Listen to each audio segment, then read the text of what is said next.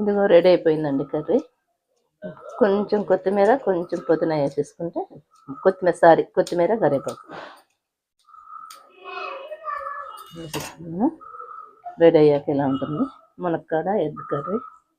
చాలా టేస్ట్ ఉంటుంది. ఇది చపాతీలోకి, రైస్లోకి అన్నిట్లోకి బాగుంటుందండి. అందరూ ట్రై చేయండి.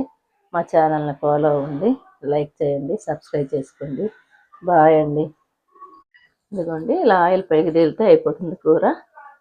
ఇప్పుడు మనం వేరే గిన్నెలోకి మార్చుకుందాం. ఇదిగోండి రెడీ అయిపోయింది కూర. ఈ వాటర్ అంతా ఇనికిపోయేదాకా మనము సిమ్లో పెట్టుకొని వండుకోవాలి. కొంచెం ధనియాల పొడి వేసేస్తే కర్రీ అయిపోతుంది. ఆ వాటర్ అయిపోయి దగ్గరకు వచ్చేదాకా మునక్కాడ ఎక్కువ ఉడకదు, కరెక్ట్గా ఉడుకుద్దండి ఒక్క విజిల్ పెట్టుకుంటే. లాస్ట్లో కొంచెం కొత్తిమీర వేసుకుంటే అయిపోద్ది.